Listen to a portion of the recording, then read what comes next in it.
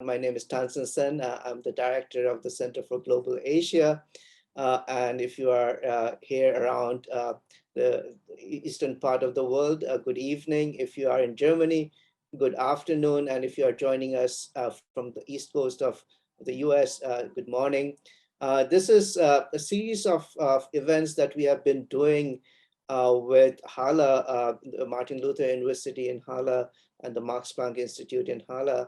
And I'm really very happy that Burkhard Schneppel, with whom I have worked for the last 4 or 5 years after having met him for the first time in Canada. And we have worked on Indian Ocean World for a number of years now. And he has agreed to give the opening remarks for us, since this event is a collaboration between his institute and NYU Shanghai, and essentially capping the program that we have been doing him. He will be retiring soon, and this will be a cap to our collaboration. So Burkhard, if you could give the opening remarks, and then I'll introduce our speaker after you make the remarks.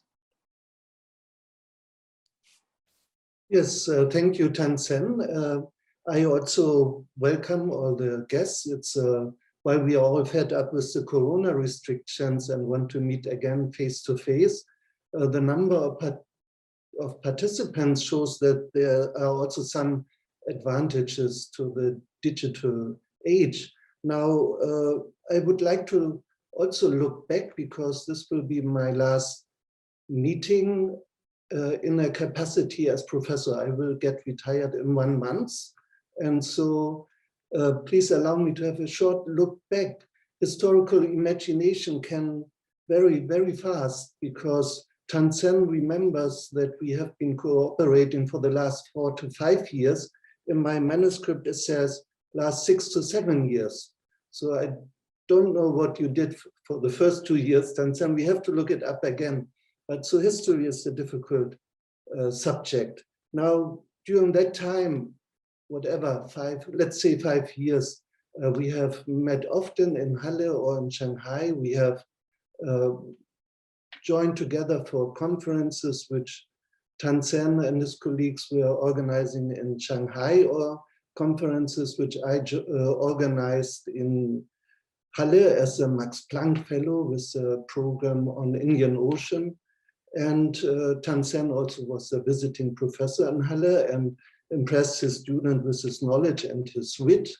But I think the most remarkable thing which the two of us and our colleagues did together was an international summer school organized or funded by the Volkswagen Foundation.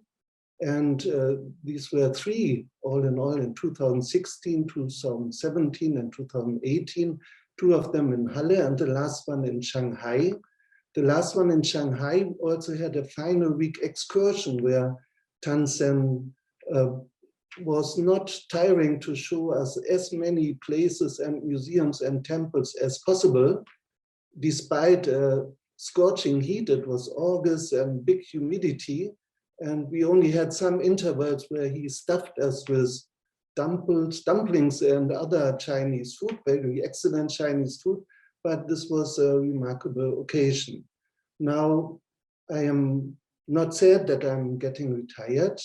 I want to enjoy life without academic burdens and also other responsibilities. But I hope that the cooperation between Halle and Shanghai, New York University, Shanghai, will continue with younger colleagues, both at the University Institute, which I co-founded in 2002, and with the Max Planck Institute, an independent research institute where I was fellow, and where there are also now new, younger, and probably also most or even more abler colleagues, and they will continue this cooperation, I hope. The main thing, of course, is not Halle Shanghai, but it is that 2 disciplines come together, anthropology and history, social anthropology and history. I think there's very much positive and thought-inspiring activities that can be coming out of this interdisciplinary activities. At least this was so when we worked together in the past. And I always like to remember here of one statement by one of the founders of modern social anthropology, Evans Pritchard, who said that anthropologists have to become historians or be nothing at all. And I'm convinced that the reverse is also true. So let us continue as anthropologists and historians. And for this, I shall stop now and wish you good success for the coming years, maybe even decades. And I look forward to the talk that is coming up. But back to you, Tansen, you will introduce the speaker of today. Thank you, Burkhard, and I hope to see you in June when we celebrate your retirement, but then also the coming of Xiangpiao, our speaker today, whom I know from before he joined the Max Planck Institute in Halle. I think it will be a nice continuation of the collaboration that we have had for, let's say, 5 to 7 years with you. But many of you in audience know Xiangpiao for his classic works. One of them is displayed here, The Global Body Shopping. But Xiangpiao did his master's in sociology from Peking University and then went to Oxford, did his PhD there. And before he finished his PhD, he published his first book in Chinese, which was about the Zhejiang migrants in Beijing. That Chinese version was then translated and published in English as Transcending Boundaries, as it says in this bio, in 2005. That was about China. Then he moved on to India. Global Body Shopping is about Indian labor in Hyderabad and extending to Australia, IT industries in particular. And then since then, he has been working on many different issues, including very contemporary issues about nature and China. Many of you in the audience perhaps know about his views. He tells me that he is writing a more detailed study on that phenomena. But today he's talking about another very interesting idea about channels. This is about small traders. And I think one of his students was our postdoctoral fellow, Kakin, who did his work on the Indian traders in Keqiao. So he has been training new people in the types of research he does, small traders, as he points out in this talk, but in a digital age. And we are experiencing that digital age through this Zoom meeting. So without further ado, the current director of the Max Planck Institute, my good friend, Xiangpiao, please. Thank you very much, Tansen, and thank you everyone for coming. Today's presentation will be a bit of bumpy because I'm still kind of formulating my thought.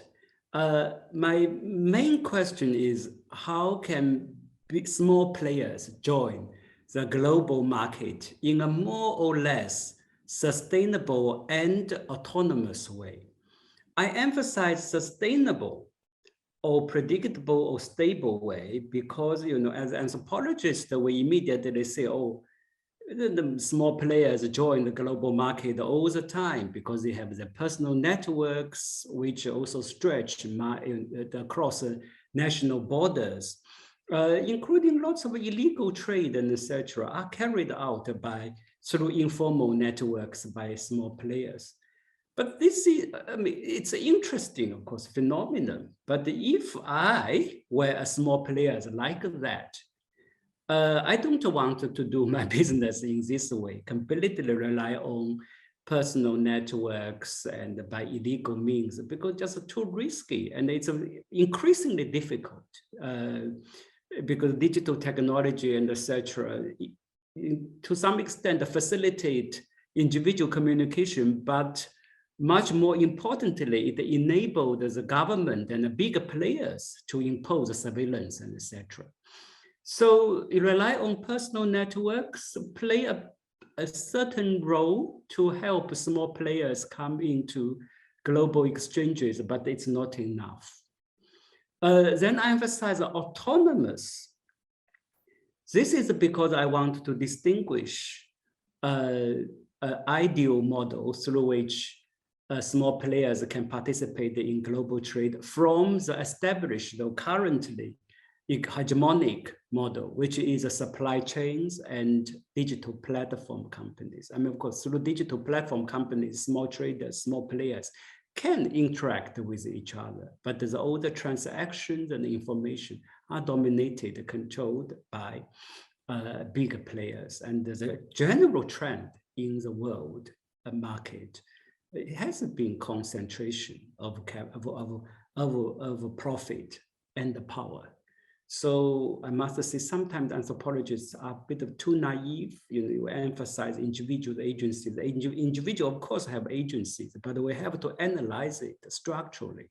So the question is there any way that for small players join the global market in a sustainable, almost protected rather than illegal way, but at the same time can be autonomous, free themselves from the supply chain? We know supply chain is very much top-down, is commanded by big companies like Walmart, and etc., and measures these tech giants.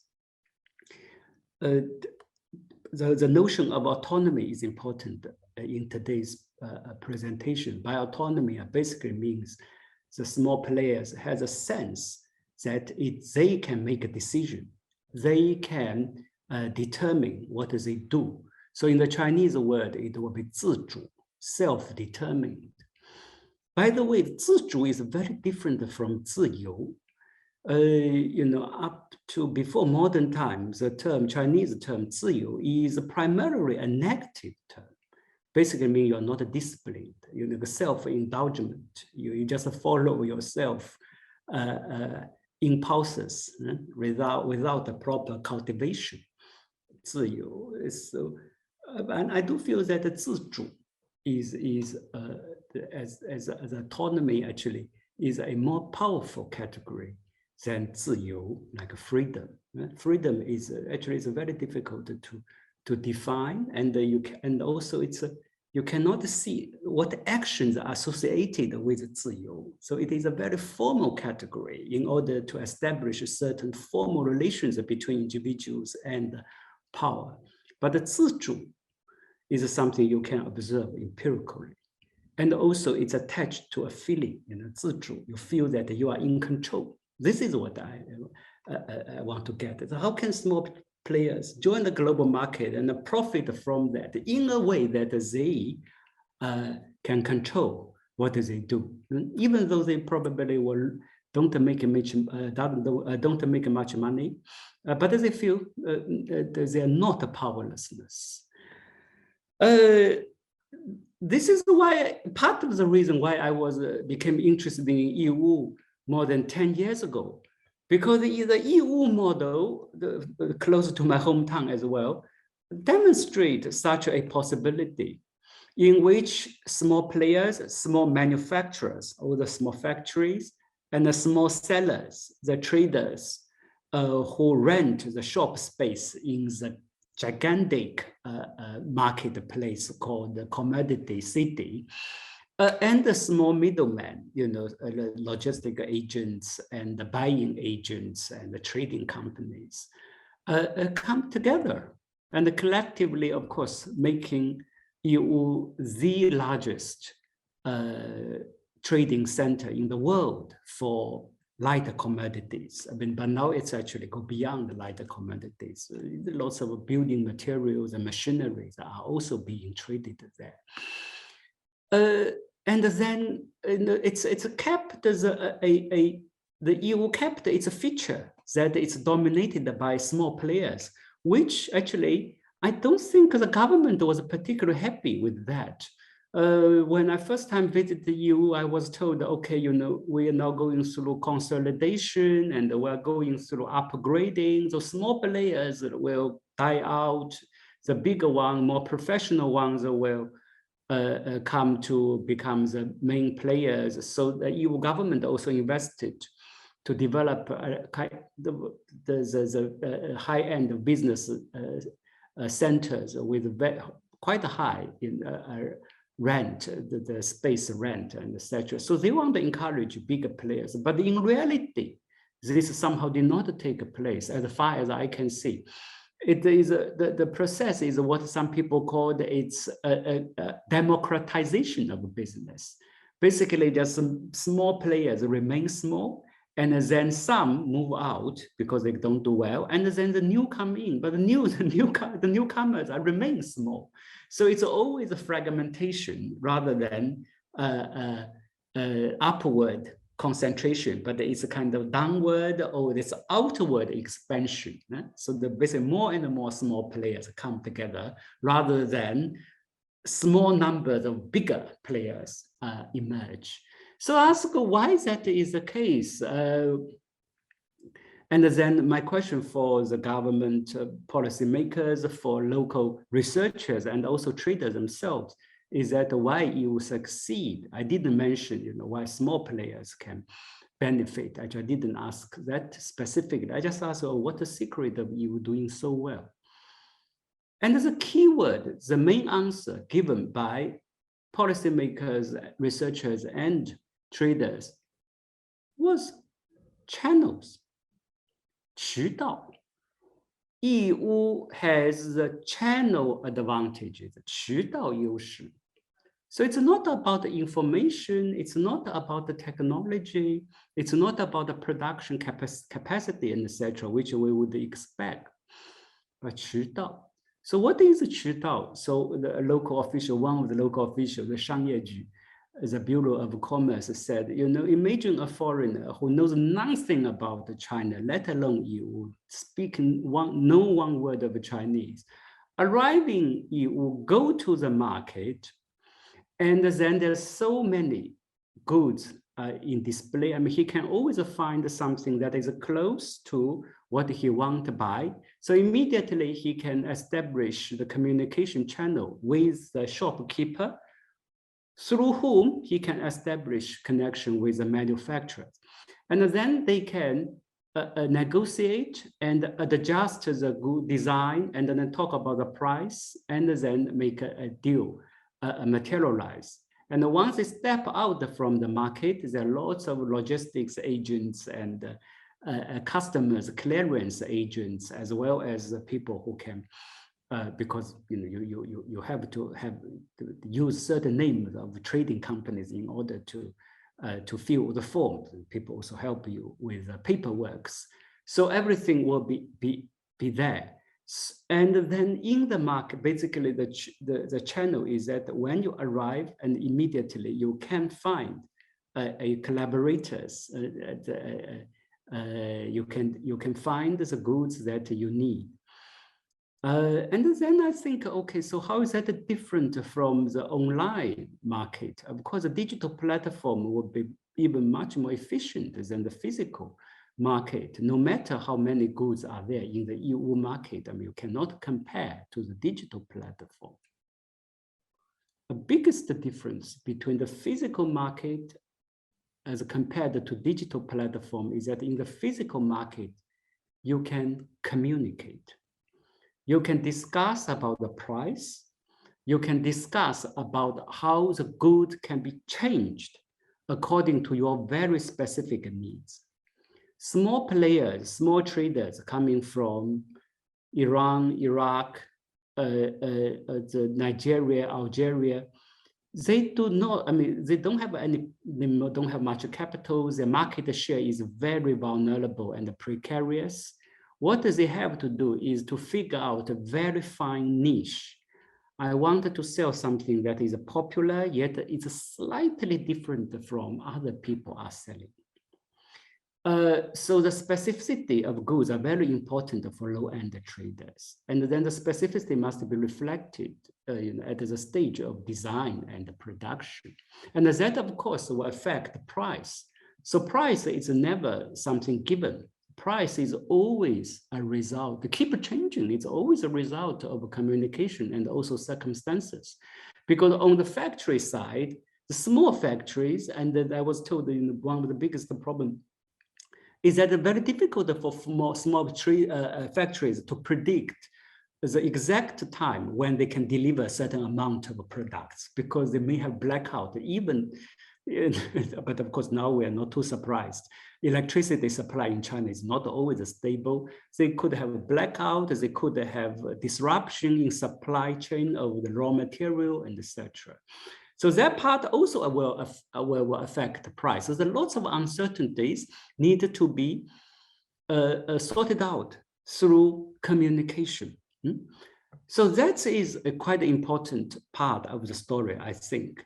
Digital platforms give you lots of choices among ready-made things, and giving lots of chances between packages, but does not give you chances for change, for transformation. But this kind of ability to change products slightly, you put your ideas there, and then you explore the world, you feel, make a judgment, think, okay, that's needed to be changed, then it will sell well. And the factory also make a judgment to think of that. This kind of exercise of agency, capacity, sounds very trivial, but it's very important for people to have a sense that they are in control, have a sense of autonomy. So that is, so my definition of a channel is basically, is not only the connection between persons that through which information can be exchanged, but more importantly is basically a very low cost way of collaboration and sustained communication. And of course, in EU, channel is different from traditional social networks, because traditional social networks are very sticky, and it's come with your family, relative relations, or co-ethnic relations, etc. I mean, it can be very beneficial in the beginning, but if your business grow, if you want to change your line of trade, it's difficult to step out from social networks. It's deeply embedded. But the channel is different from that. The channel actually takes place between sellers and buyers who have very clear aim in their mind. Basically, is to make the deal to happen. So therefore, it is very widely open. You just choose whoever you think that can make the best deal. And also, once the deal is made, you move on to to create a next channel, and then have a sustained communication for a few months until the deal settled, and then you move on.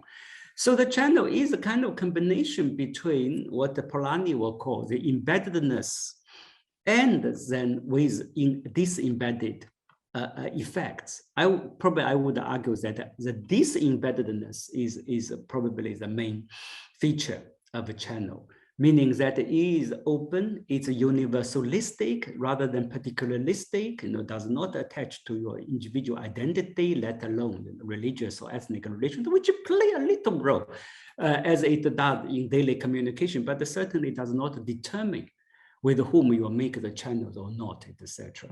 So it is disembedded, meaning that you can stretch wide and fast, just like the modern market do. But it's disembedded in a way that the small players can control it. They can do it directly, rather than being subjugated into large corporations or systems.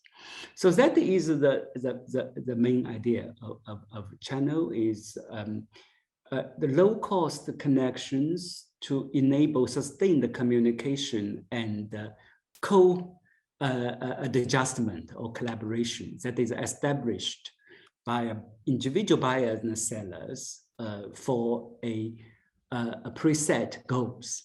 If once the goal finish, you can move on. Then the main question then, okay, channel is, you can say any business will need this kind of channel. The successful business will need this kind of channel. So the question is not a channel per se, but the real question is, going back to my concern, how small players can join the global market. The main question is the condition of channel making. What condition of channel making is EU offering that make that place such a vibrant trading place? So I will probably cover three. To address this question, I will say three things. Number one is that the institutional setup largely by local state is very important. The channel making cannot take place spontaneously. You need a certain policy intervention, and the technological as well, number one. Number two, I want to emphasize actually the channel making. It looks very horizontal, right? It's flat, but it's organized. There is a hierarchy behind this. And actually that leads to a quite critical question, is the struggle or the battle between different actors over the control of channels. If a channel is so important for the business, then logically you would imagine, okay, some people must want to monopolize the channel. And the question is that why this have not happened? What mechanisms are in place that prevent such a centralization of channels into a small number of players, right?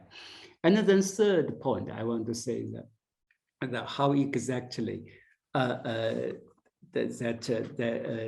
the mechanism is, and that cannot be explained through the economic logic only. So I'll go to the question of ethics and religion, which is based on my field work with one particular group of middlemen. You can call it their professional channel makers, who serve as Arabic Chinese language translators for Arabic-speaking traders from overseas to buy goods in EU.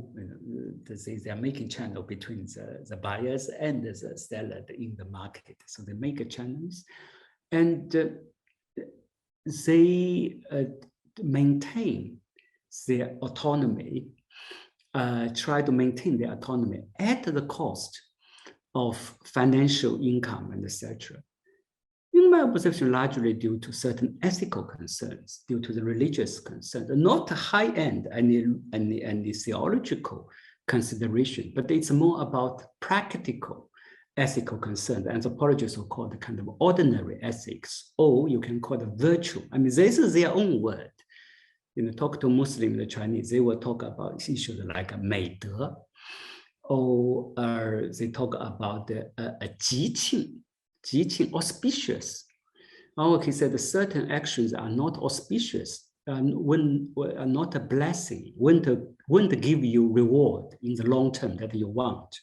So that kind of ethical consideration, it's not based on any doctrine alone, but actually has a very practical calculation. Not a practical calculation, sorry, it's a more practical consideration. They put the consideration in a practical way to say it's not auspicious, will not bring you good fortune in the long run. So that help them to maintain autonomous channel makers. So can I go through quickly? I mean, number one, the institutional conditions that enable such type of channel making. The most important thing is called as a 市场采购模式, a marketplace procurement model. I mean, if you just listen to the term, nobody understands what it means. Basically, that is huge policy intervention. I believe EU is the only place in China that is implementing such a policy with, of course, approval from 8 ministries. It's a huge deal. What does that mean? Very simple. Basically to say, okay, in the EU market, you will do international trade as if you do daily shopping, as if you are doing domestic trade. You don't need any foreign currency account. You don't need special license for international trade.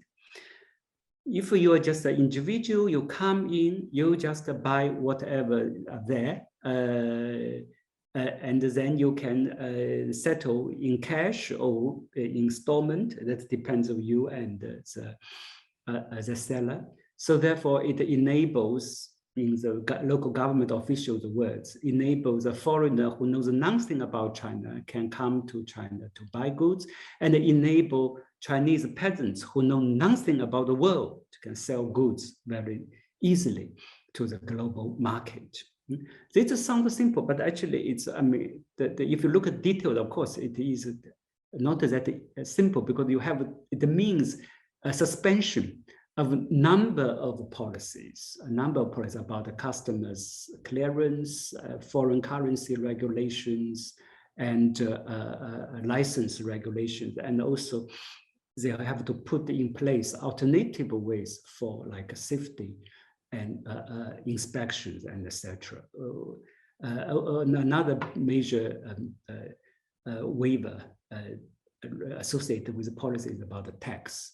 So the EU market implement the tax that is, there will be no tax collected for all the goods coming to this marketplace. I mean, all the goods are coming from other parts of China, but primarily, I mean, with a large share coming from factory just immediately around the EU in Zhejiang province, southeast China, close to Shanghai, of course, then tax will not be collected, but no tax will be rebated after exports. And why that is significant? Because this, I mean, it's usual for international trade, of course. Before the international trade take place, you have to pay all the tax, just like any other products in China. And you have to have this tax invoice. And then after you sell to foreigners and you get the receipt. And then you based on these receipts, documents, the exporters, all the manufacturers can claim tax rebates from the state, which is a quite large, important, not insignificant share of the total volume. But the reason they exempt the EU from all these tax regulations, because to allow the trade to take place without any official records. Because the small manufacturers, it's too difficult for them to provide all these series of invoices and receipts to demonstrate where how much they paid for raw material, how much what is the real cost of labor, and etc., and then sell to whom, and then ask foreigners to provide the receipts. So that part is also suspended. So basically make it quite, you would say, pure a marketplace. Then that is make it very easy to make a channel, to make the entry barrier extremely low. But at the same time, this is second institutional setup that enable channel making, is they regulate the marketplace as a social space rather than a commercial space. I mean, the commercial space is basically completely laissez-faire, but does not mean there's no intervention. On the contrary, the market is extremely orderly. I mean, I use the word extremely by comparing this market to many like a bazaar market in other parts of the world, especially the global south. If you visit the EU, the market is very well organized. And then there's quite a meticulous system behind that. They use grid management, 网格化管理. So like, now I can't remember, it's about 20, 30 shops will form a group, that the group will have a head to monitor, to make sure that the zone of trade have no major disturbance socially. And of course, during COVID, that method was very important. All the shopkeepers were asked to check the foreign visitors' QR code. So the shopkeepers are turned into enforcer of COVID rules. So this create social order, the public order. I mean, when I talk to foreign traders, they appreciate it, especially those coming from the Middle East. You know, they say, okay, they're so fed up with the social chaos and this instability. So that's this the order and the surveillance, they feel is quite safe. So they don't trust the individuals, the buyer and the sellers, cannot trust each other on a personal level because they hardly know each other. But why can't they make a channel so quickly? Because everybody, in a way, trusts the system, here, not a political system or anything, but there's a technical governance system. And they feel, all these actions are watched by somebody, and if something wrong happens, you can always trace. Of course, there's a lot of scams and deception taking place in the market every year, but by and large, it's quite orderly. And as the market management and government do try hard to solve all kinds of disputes, and they have their own mechanisms, the systems in the marketplace for dispute settlement, etc. So that's the second. Then also we should not forget the channel making would not be possible without industrial clustering around the market. It's not only a question of trade, right? Because you have to adjust the products itself. So the small manufacturers must be involved. Lots of small factories around the market, and the relation between big market and the small manufacturers itself, in my view, is a classical question for third world development. It's still not very properly sterilized in the big market. I mean, South China is always like that. Small factories, countryside, but then big marketplace. So that actually is a very effective way for rural industrialization.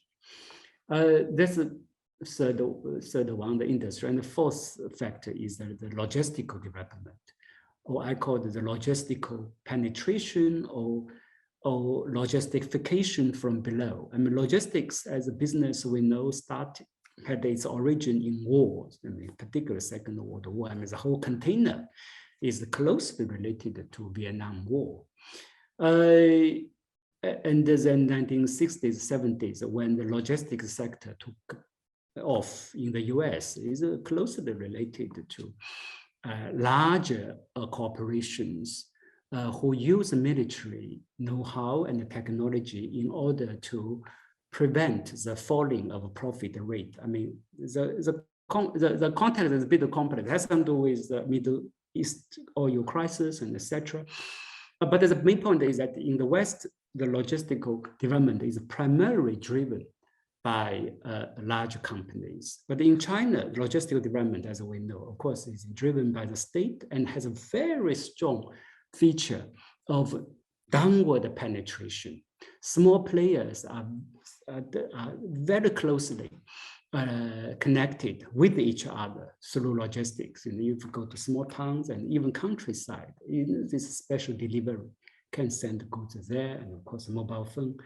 So that will help a great deal because small factories need this low-end logistics in order to organize raw material quickly and in order to produce goods that meet this very specific niche, the requirement by this gentleman from Yemen, right? And then, of course, you have to move things around. So this is all, this physical movement is very important, of course, to materialize the channel making. So that is the first part, the channel making must be based on such institutional setup. I hope this will be useful for policymakers in other third world countries. And many people ask, how can we develop places like EU?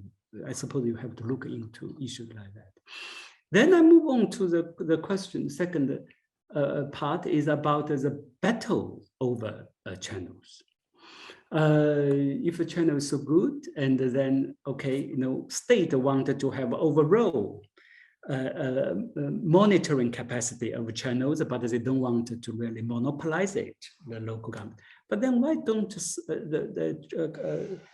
private trading companies try to monopolize the channel? Of course, they want to do that already. I mean, there are a number of medium-sized and large traders, trading companies who hire, for example, and the biggest one hire probably more than 200 individual translators from all kinds of language, not only Arabic, Chinese translators.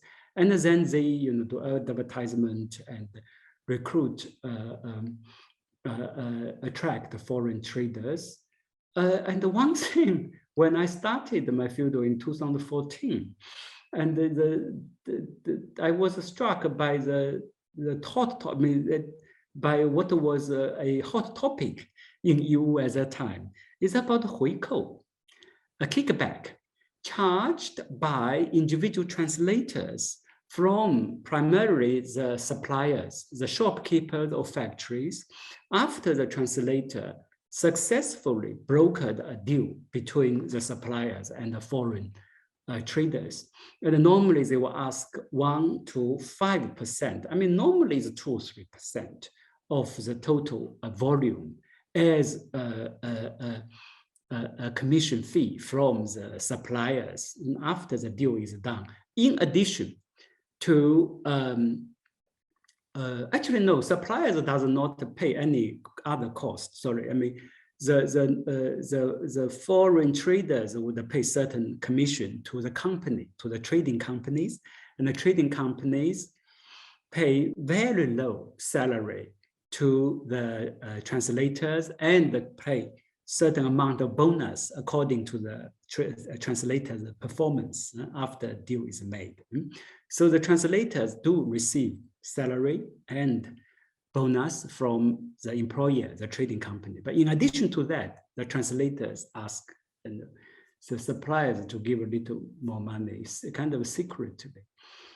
And that was a big deal because EU government made it as a priority of the year to crack down what they call the commercial bribery. And then, there's newspaper stories and there's a high-profile trial in the court.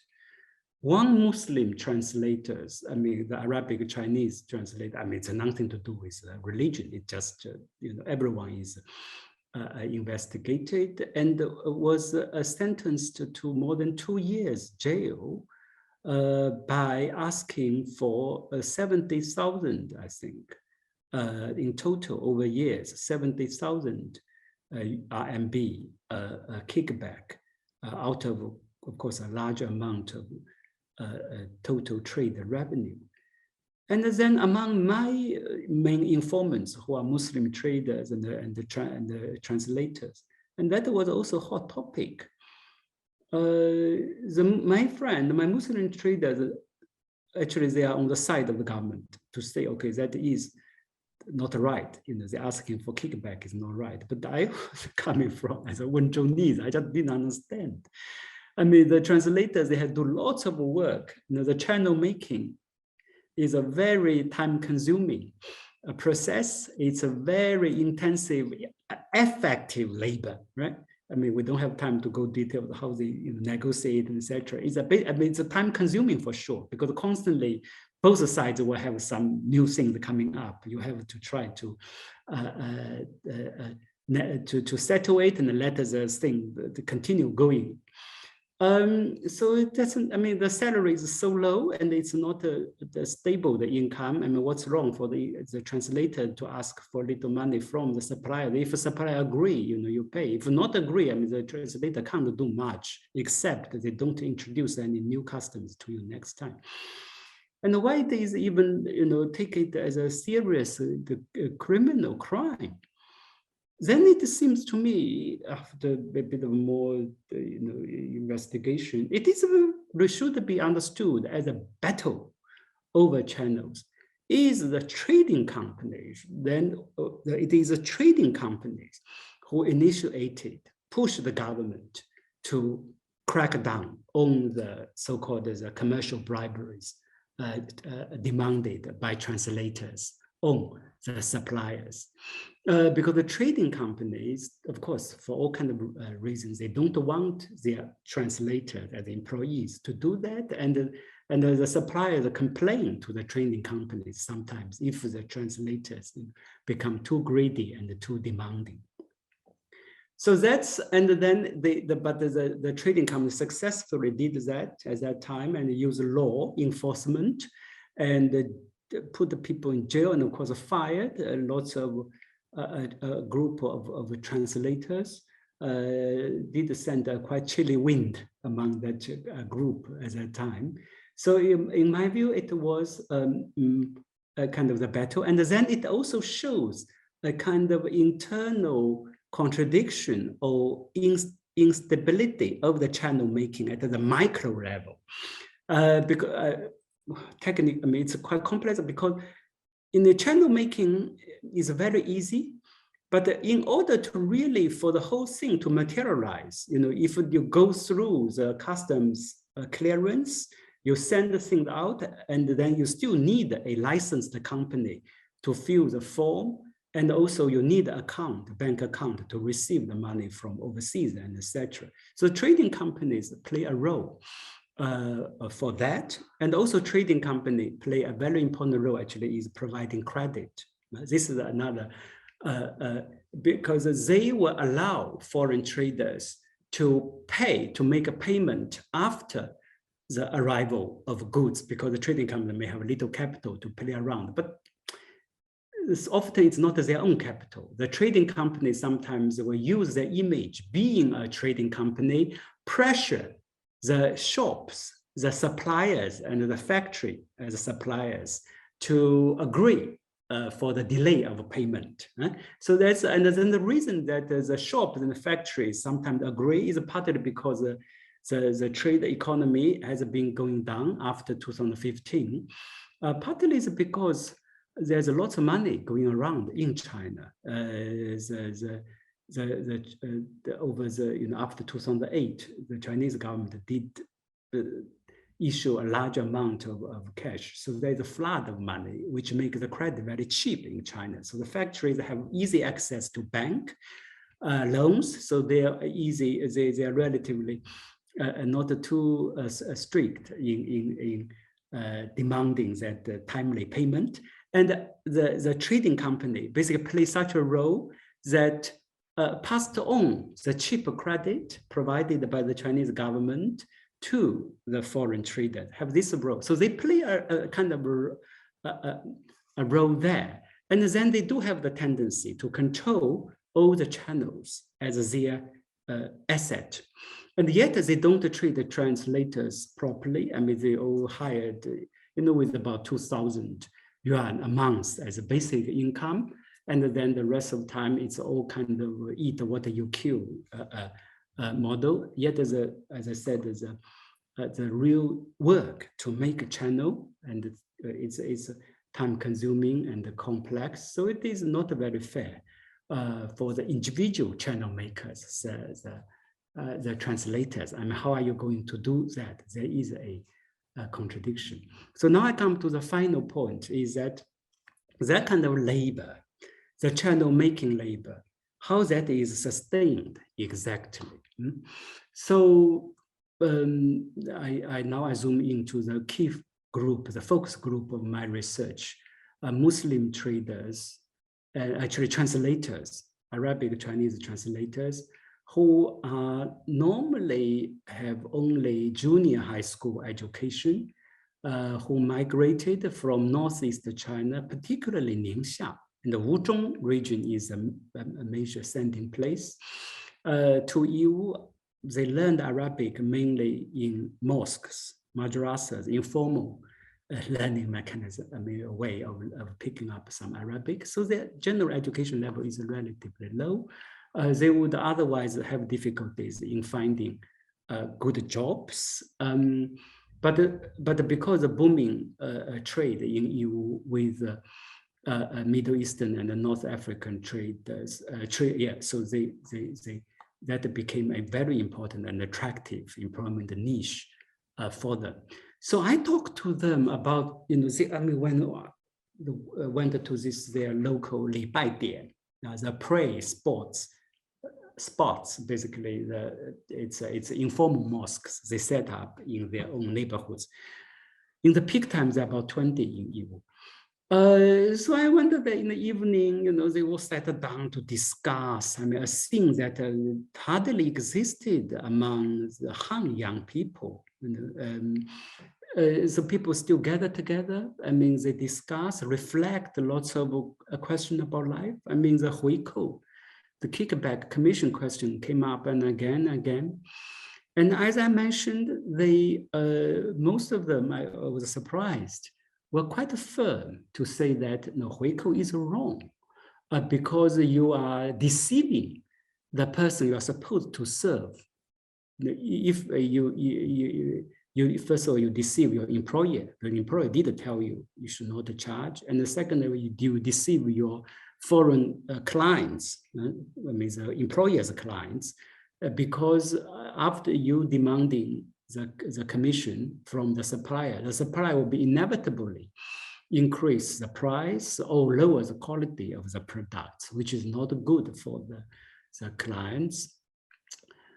So what do they do? Under that kind of consideration, many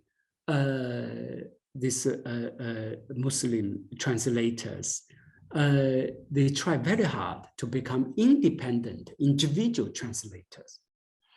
And then the consequences is that if you are individual, you can't really get too many clients from overseas. So normally they just work with one or two foreign clients.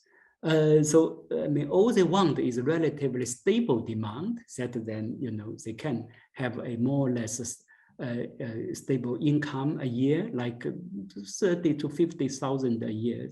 This is my friends who are making that kind of money a year, very modest. And then they have lots of free time. So they organize, I never seen any other urban residents do things like that. Organize lots of 学习班, this kind of reading group, lots of family gatherings, picnics. I mean, somehow picnic is a very popular way for them to pass time. Of course, lots of kind of religious activities, the prayer, the collective activities. So they became a very important group for the revival of the scene of religion in that part of China too. So here I found so then what I found interesting, this is related to Tansen mentioned earlier, given the background of the Chinese development model and particularly urban development, I found that this way of thinking is interesting and also enlightening. So they are kind of sacrifice the economic maximization, and they said, sorry, it should make clear. They said it's too painful to work under the company because it's lots of stress, and if you don't demand kickback, it's true you can't make a decent life, especially considering how much time and money you have put into your job. Actually, demanding commission and kickback is the only way for you to to reward yourself, given how much you put in.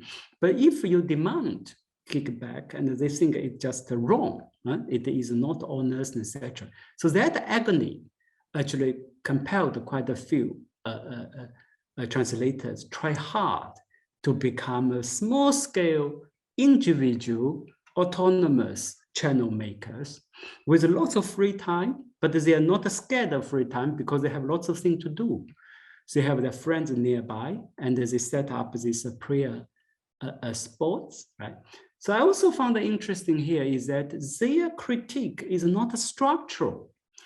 They don't say, I mean, for me, immediately I say, oh, that is unfair. There's all the disputes about the kickback and commission, because the bigger trading companies, the companies, they're treating their employers unfairly. Fine, if you don't, you ask your employees, translators, not to demand the kickback, then you have to increase the pay. You have to give them stable and high salary, right? So that is, I'm thinking of the question of inequality. But it's interestingly is that they are not making a structural critique. They are more making an ethical reflection about themselves. And then what they say is that they withdraw from the system, try to keep their own autonomy. And then just as an individual, then they can negotiate with both the suppliers and the foreign clients transparently, how much they want to make a cut between as their profit. They feel more xing'an, they feel the mind, have peace of mind. So now to just sum up the channel making, when I started with a quite a policy relevant or kind of development studies question. But then when I look into the material itself, I was not interested in the question of ethics and the self per se, but when I look at material itself, I think, okay, you have to bring in the question of ethics and how people make sense of life in order to understand this larger mode of business and the development. Yeah, I will stop here, and I really look forward to your questions and comments. Thank you so much, Xiangpiao. That was fascinating take on you and how things work.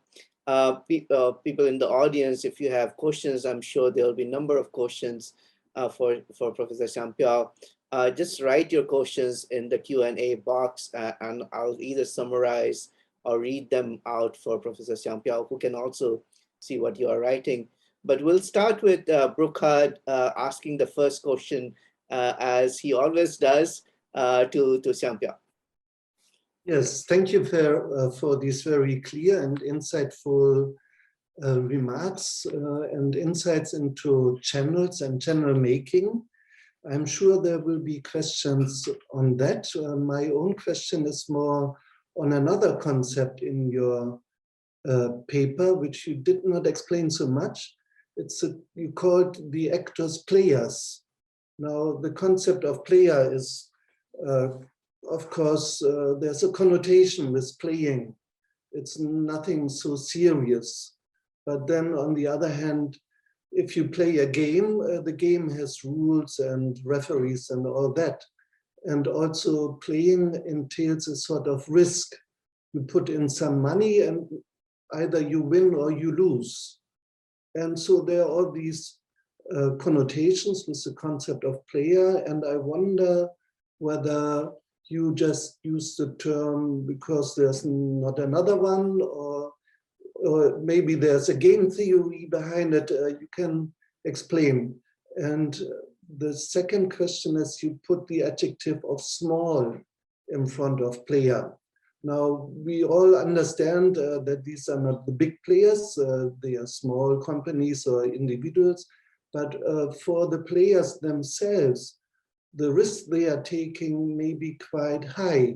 It may be the whole family income or family wealth. So in that sense, from the actor's point of view or from the player's point of view, what they are doing may not at all be small. So these are two interconnected questions, and I look forward to your answer. Thanks. As expected, they're difficult questions. But thank you very much. First of all, small, absolutely. I mean, I'm using small as a kind of as observer's point of view. Just talk about the size and the scale of operations, amount of money involved, the revenue that yields, and from the person's individual point of view, of course, is huge. Is very consequential. And then, I mean, just look at my own folks group and how they deal with that. Actually, the community building is very important. And one very striking discovery in my research is that my friend, Muslim friend, feel very home in EU. You know, there's a place no Islamic traditions until they arrived.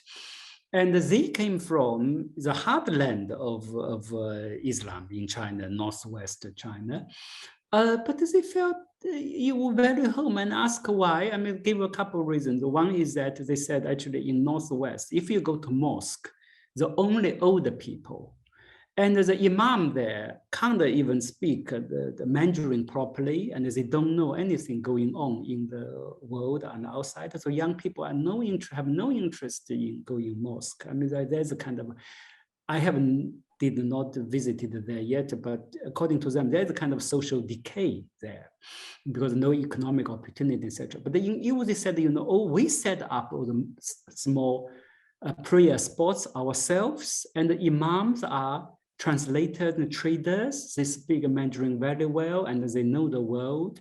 So young people, if you go to the prayer sports in EU, you found young people, which is never seen in Northwest China, in their hometowns and villages. So this part is very important for them to mitigate the economic risks. The assistance among them, among each other. I mean, their relations are related to their experiences. Often they studied Arabic in some private Arabic language school together, and there's some connection there. So that's the small players strategy. It's not surprising at all. You know, they have support from fellow migrants. But for them, this relation actually is new, is they developed based on their experience of learning Arabic, but actually actively cultivated after they arrived in EU.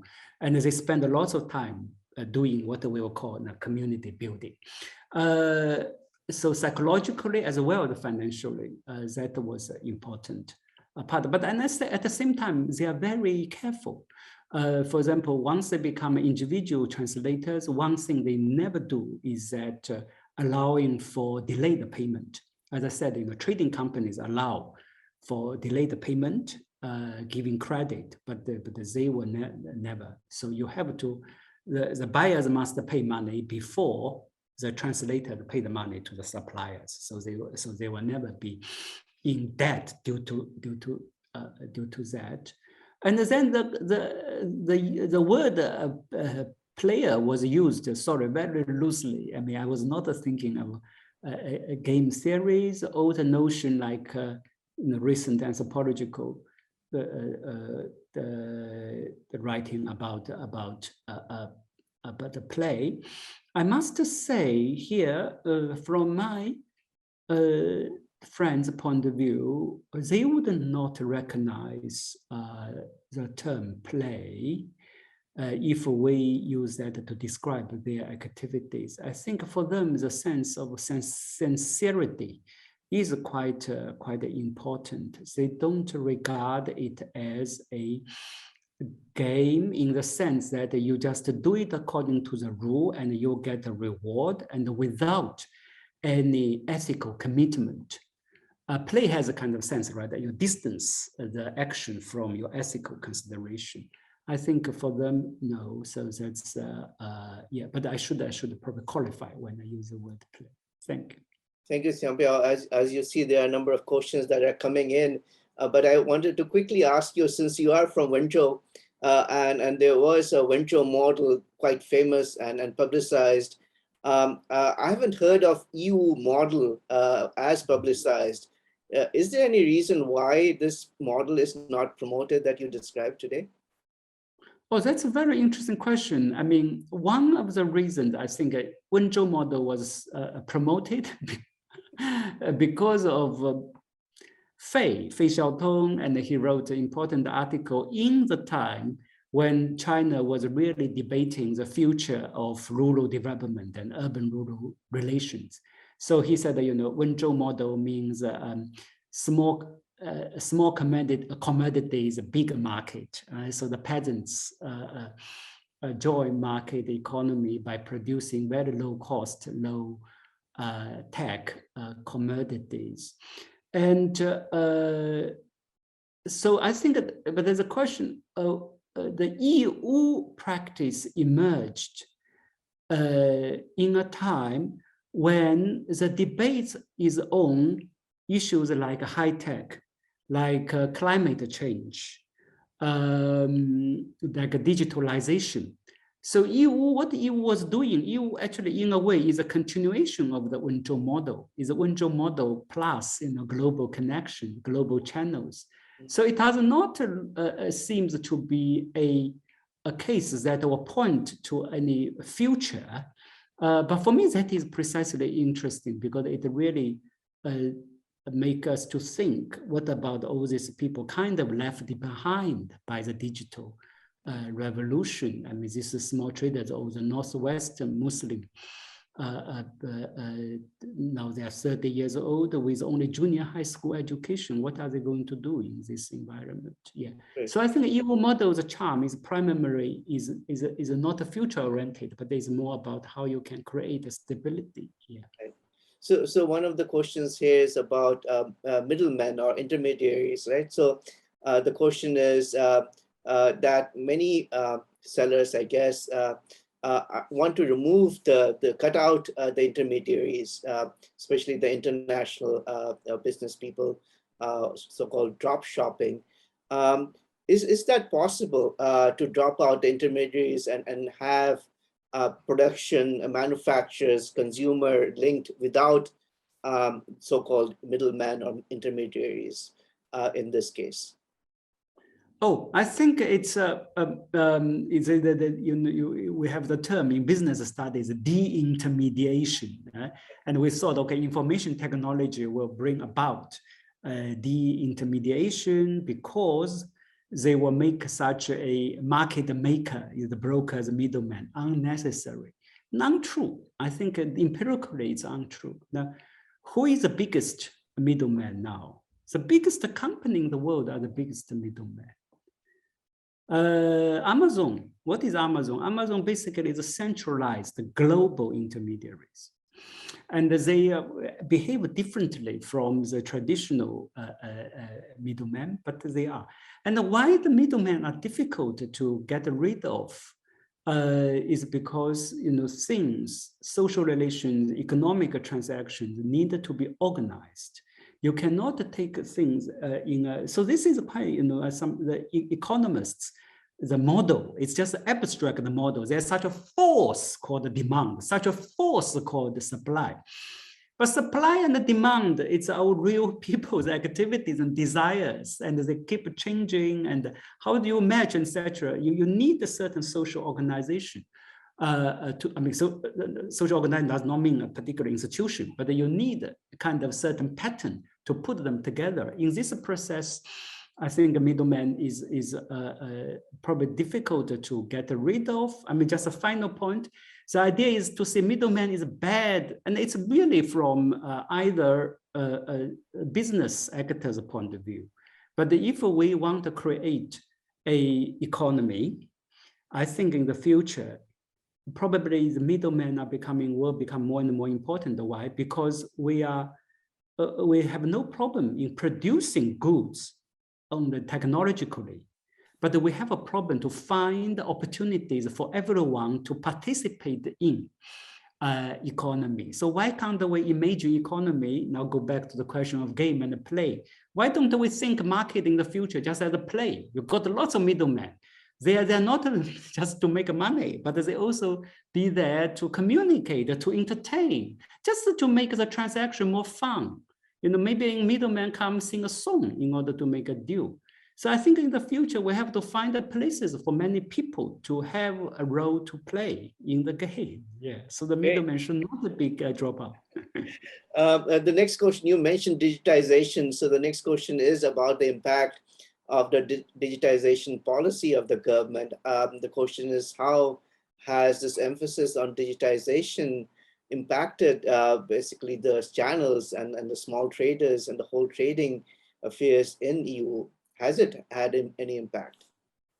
Very important impact, but in a way that probably different from what expected. 2 points. Number one, extremely important in sense of making or providing public order. Again, COVID, the EU market reopened relatively early after the pandemic. Is because of digital technology of surveillance and all the QR code and etc.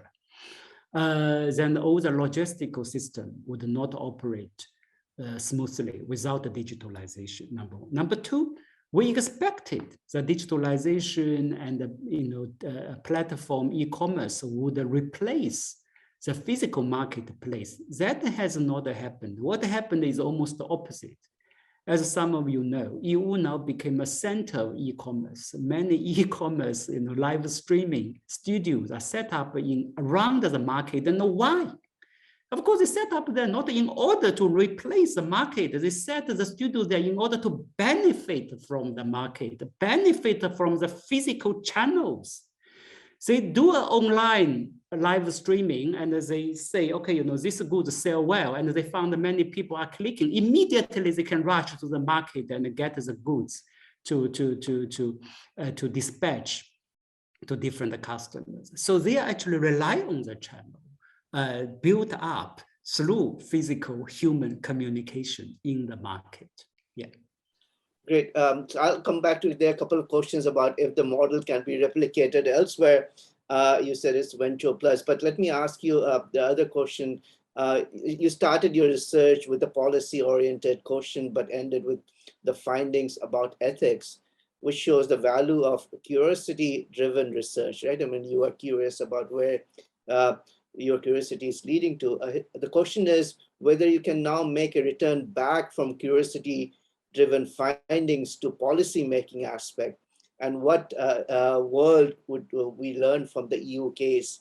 And then if I can join some of the other questions, can this model be then replicated elsewhere in China, for example? You are saying it can be perhaps be replicated elsewhere in Global South, but why not elsewhere in China? Yeah, so number one, whether or not it can be replicated elsewhere in China, and the EU actually set up quite a few EU commodity cities in different parts of China already. I mean, EU commodity city is a huge state-owned public corporation. It's so they have their branches in different parts of China, so certainly it's expanding. But whether or not this model can be replicated in other parts of China, I doubt. And also the question whether or not they should, I also doubt. And there is a difficult question I have to face, because the whole EU model has a danger of leading overproduction. They just by making goods very low price and then escalate the speed of circulation, bring many small players, I mean, people with very little capital and relatively low education level to join the global market, have a livelihood, but that is not really the global future in terms of, if you think, considering ecology and climate change and the overproduction, etc. So I hope it won't be replicated in other parts of China.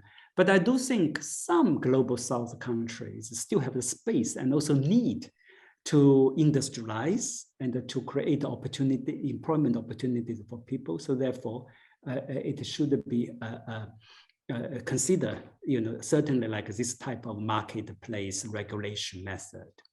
And then the bigger question, whether or not I now, after the ethical consideration, what I can inform policies, I think there are important lessons to be learned.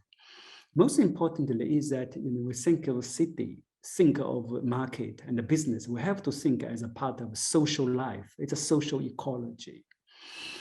Is this question now become a little sensitive? So basically, how are we going to deal with lots of human activities which are apparently completely useless for economic transactions and also appear to be politically inconvenient?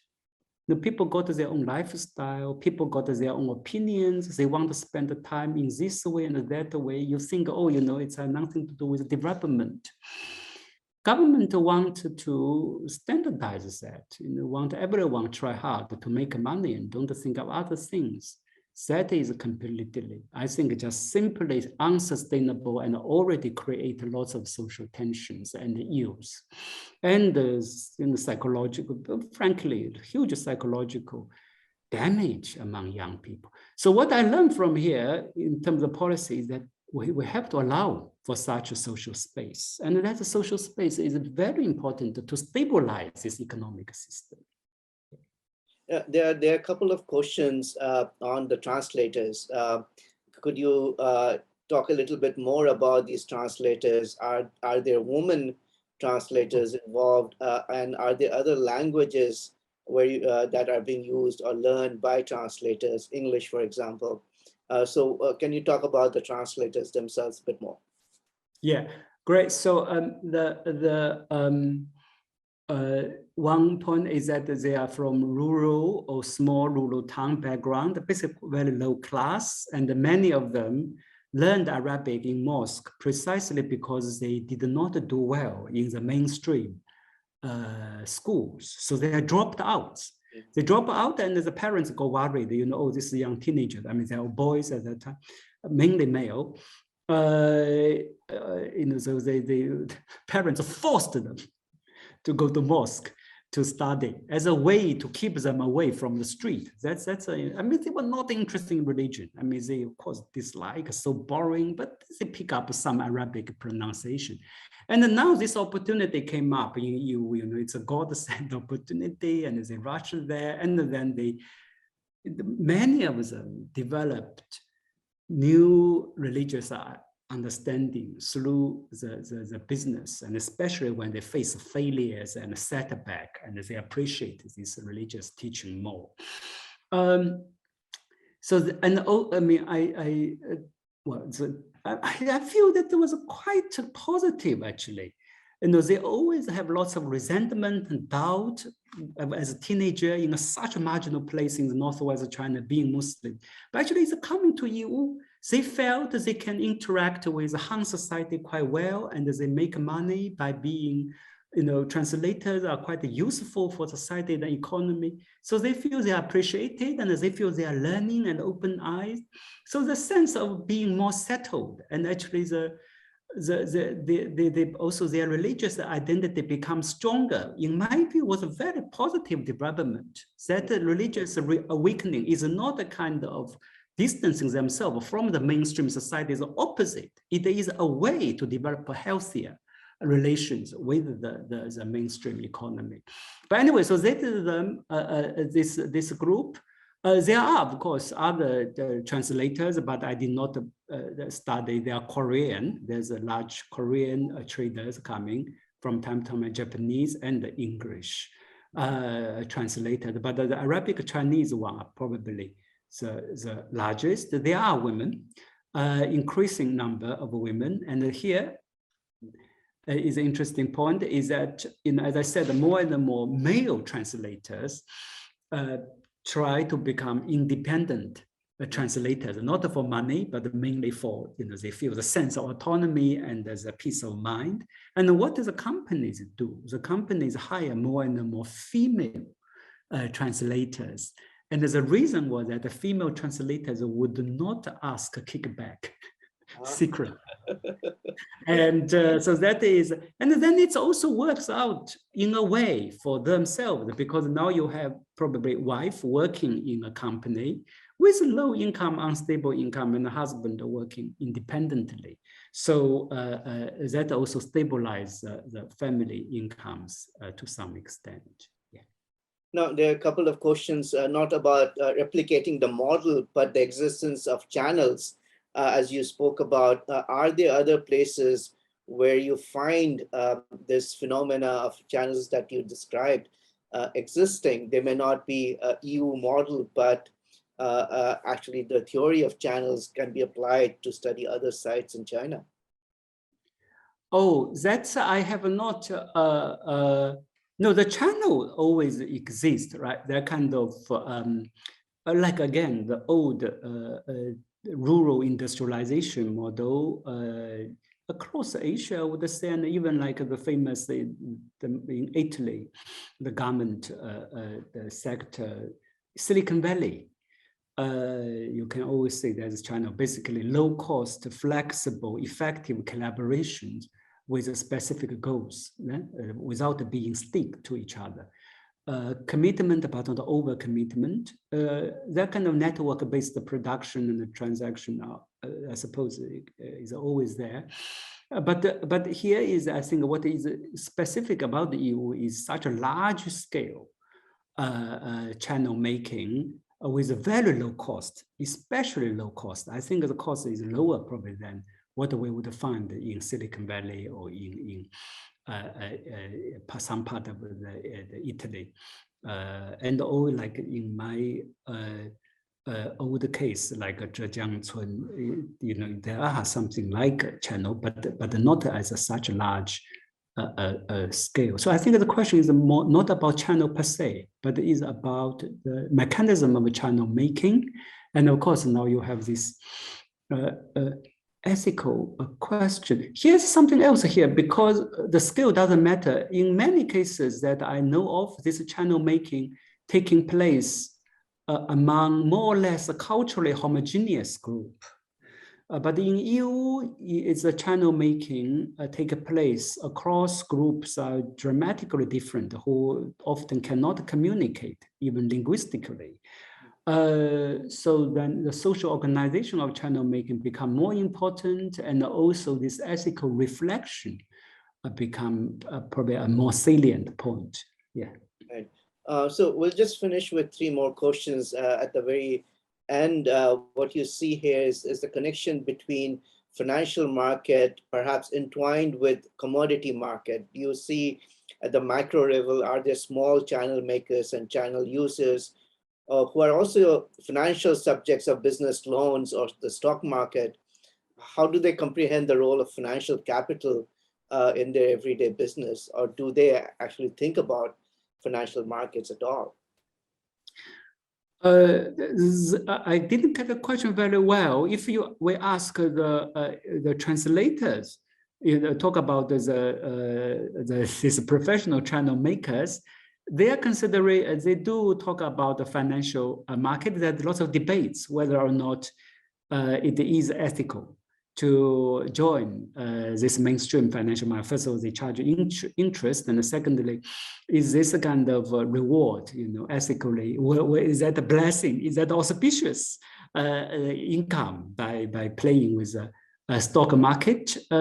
So they're very distant from that, I guess, and then they certainly don't regard that as something very important in their life.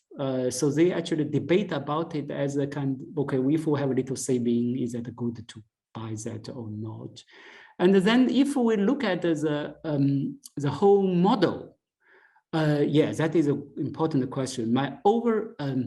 I don't have data about that, but my overall answer is that the financial market play limited role in the whole EU model, and that is its charm. Precisely because a very effective channel making is a real economy. You need the real stuff, and then the real products can be made, and then you have a payment materialize it.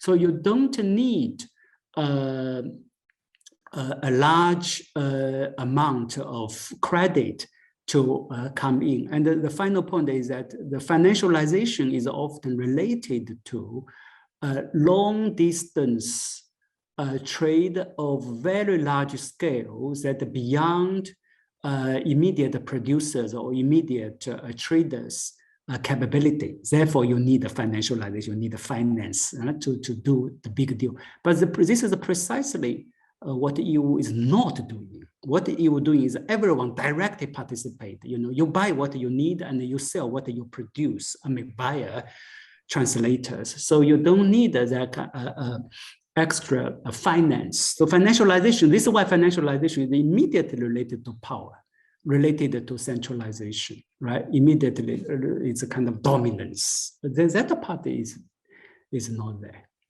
So the question that next comes up is the face-to-face commerce that EU is so important as you have described. Do you see this value of primary face-to-face trading as an initial establishment of a channel, which could then expand into potentially long-distance trading activity? So the channel goes into international trading. No, of course they will expand in terms of, if you have already agreed clearly, and then you have a translator there, and of course the Muslim trader will go back to Saudi, and then they will talk to the translators to follow up the deals. But it cannot, in this sense, it does stretch because of the communication technology. But the speciality the spatial dimension is very important. We cannot say that, okay, after 10 years, the EU marketplace as a physical space will no need to exist because you build up all these virtual connections. No, that will not happen. It's precisely as I mentioned, this marketplace itself is regulated as a spatial space, and that spatial place provides a public order, which is a condition for very efficient channel making. And if things take place outside, probably you wouldn't be able to trust. As I said, in the market, people don't trust each other, but the people trust the regulation there. So the physical space doesn't matter. It will not, it expand globally, but it will not be replaced by a global virtual connections. Good. So we'll end with a couple of personal questions, Jean-Pierre. But from the other side, let me tell you, we met in India with some centers who are trying to build knowledge about doing business in China for the Indian traders. And they said, we don't need that information. We can get everything when we go to EU, exactly what you are saying. From the other perspective, they say that we don't need any kind of a formal database about how to trade in China because we can do it ourselves. So the small traders on the other side are equally influenced by what they are doing in EU and what they are learning. So I don't know if you have looked at the other side of the small traders, not in EU, but these Middle Eastern or Indians who come in and trade, and they have bought into this idea that they can do business in EU without learning Chinese, without having to know anything about China. So I think that other side is quite important as well of this channeling. But the two personal questions, one is your own involvement working with Zhejiang initially and now in EU. How does your own familiarity with these regions play a role in what you work on? I mean, this is a typical student question as well. Does it matter? How much does that contribute in studying a place like EU? Oh, I must say that both ways. It's of course a familiarity helped in the sense that I can recognize, the power of such a marketplace. Otherwise, you just can think, oh, it's just a marketplace. But when I go there, I can see, oh, this marketplace is just not a market because it is a place where many small factories can exchange information. The many factories, small factories, can reach out to the global market, which they would not be able to do by themselves. In the small factories have no brand, no name. Nobody would know what they are really are, except that they produce anonymous goods, right? I mean, personally, I probably this another being a Wintonese. I like this kind of things. It says no bluff, no big brand. It's just get this thing done as long as it's useful for your everyday life. I think there should be like that. And why should we all enslave ourselves to all this kind of brands or standards and etc. But at the same time, I must emphasize actually, the EU project is one project apart from the Indian global shopping, is a case that is most unfamiliar to myself because of my main group. My friends are Muslims from the Hui, from northwest China, and so I had no knowledge, and but also in my life never had any sustained connections with Islam. So that is very new for me. Yeah. So I mean, yeah, maybe that's the charm to bring these two together. So probably I can see, the more political economy quickly. Then I also discover the charm of this kind of ethical reflection. And then one final question from me, Jean-Pierre. One of my favorite TV series is Timao Fei Shangtian. I don't know if you have seen that. It's about you, and I would recommend you to watch it. It's about how small players, traders who started selling chicken feathers become rich in EU. and the whole ecosystem of trading that you are talking about, I think is a fascinating TV series. But I would like to thank you for the presentation today. And with Burkhard coming back here, we look forward to further collaborations between Halle and Shanghai. And I would like to thank the audience who came and participated and asked questions. Burkhard, the last word goes to you as well.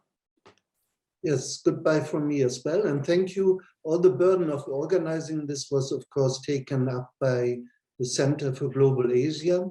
And well done also managing the technology. And I enjoyed the talk very much. And goodbye to all of you. Bye-bye. Thank you. Good night. Yeah. Thank you. I just one word I put in the chat for everyone to see. There's one of our part of our program in Halle is about looking at the mobility and the socioeconomic changes. They call the Mobility Lab inventory. And take a look, and we are now looking for submissions and interesting observations about the mobility and the social changes in different parts of the world. So yeah. So just have a look at this chat. Thank you. On the chat box, so if you want to click on that, and we'll pass it on to people who have registered for this and put it on our YouTube channel. Nice seeing you, Sampya, and nice seeing you, Burkhard. Hope to see both of you in person soon. Bye-bye. Bye-bye.